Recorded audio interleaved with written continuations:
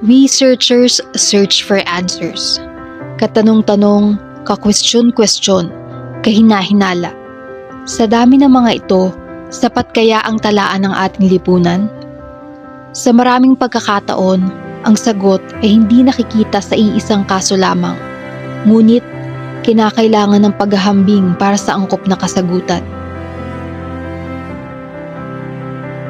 In the essence of the comparative research design, it involves two or more comparisons of variables, patterns, cases, conditions, or groups to identify similarities, differences, and relationship between them. Sa puntong ito, mapagtatagpi-tagpi natin ang mga palaisipan ng nakararami. Bakit ang ilan ay nagtatagumpay at ang iba naman ay nabibigo sa ilalim ng parehong kalagayan sa Pilipinas? By doing this, we understand the purpose of why differences and similarities exist.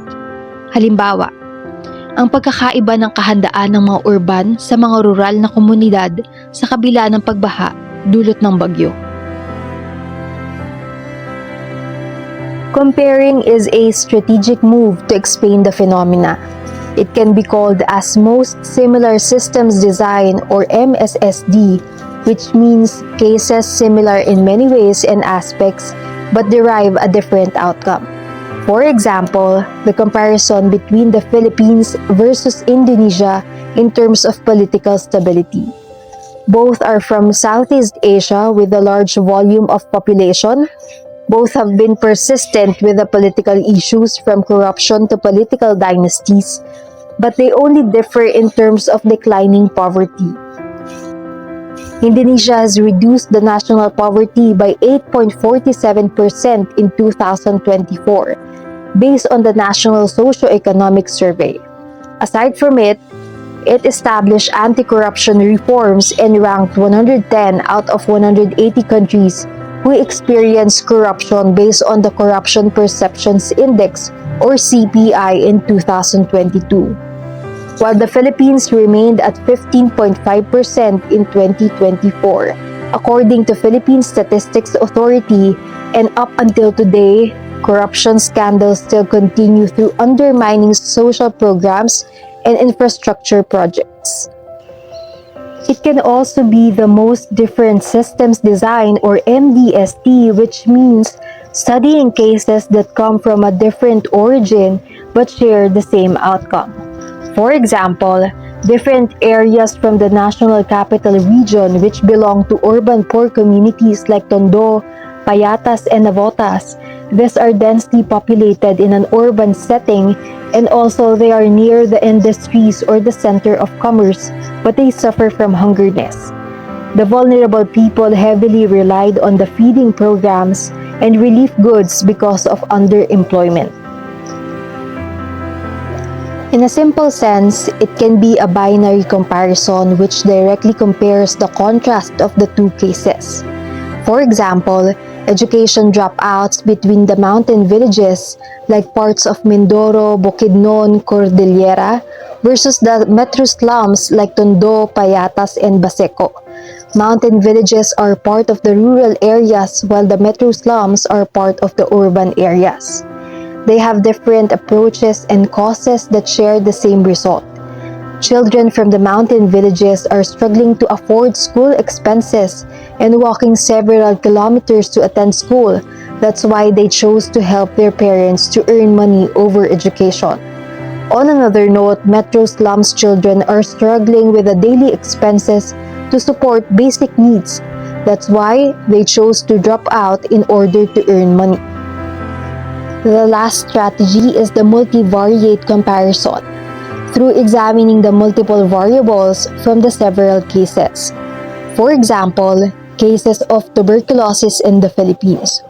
Urban poor communities struggling to access treatment causing a delay because of its cost and also it spread faster considering the overcrowding situation. While rural remote areas have limited access to health facilities to have tuberculosis medicines, that's why some of the cases remained undiagnosed or untreated. Lastly, overseas Filipino workers They are high risk in terms of the working conditions abroad, especially for those who are working in the factories and construction sites. At this point, information can be somehow overwhelming, but the key characteristics of the comparative design begins with two or more groups or cases, different demographics like in a school setting. Side by side, we can compare high school, college, male and female. By having this, we interpret the age or learning strategies that shape outcomes. Sometimes, comparative studies use control groups to strengthen the validity through a comparison between experimental and control groups which uncover the cause and effect. For example, employees trained with a new system versus the traditional processing method. But the key characteristics of comparative research design can be beyond the process. It can test the findings if it's universally true or culturally specific by examining different countries or cultures. Among these characteristics, it can be presented as exploratory through where the goal is to look for new patterns, or it can be explanatory through connecting the breach to test theories in order to understand the existence of the differences and similarities. Sa malinaw na lente, maipapahayag ang apat na klase ng disenyong paghahambing sa pananaliksik. First is the cross-sectional comparative design, where it is a type of comparison of different sets of group at the same time in revealing the observation on how they compare here and now. Second is the panel comparative design, which uncovers how changes and development unfold in one or over months, years, or even decades, where it stretches the path in crossing the time. Third is the case-oriented comparative design, which means context by context, detail by detail, intricate study between the two or more communities, institutions, or countries. Fourth is the variable-oriented comparative design, which focuses on the variables or factors that affects the many groups rather than focusing on whole cases. 4 types of comparative designs, 4 approaches, but one purpose. Sa lahat ng nabanggit, hindi pa rin ligtas ang disenyong ito sa mga balakid. Hindi madaling patunayan ang sanhi at bunga dahil sa limitadong pagsusuri. Powerful insights are aligned with careful planning. Contextual differences can be one of the limitations of comparative research design, that cases may come from different points of settings that burden to ensure fairness and to have a meaningful narrative of the comparison.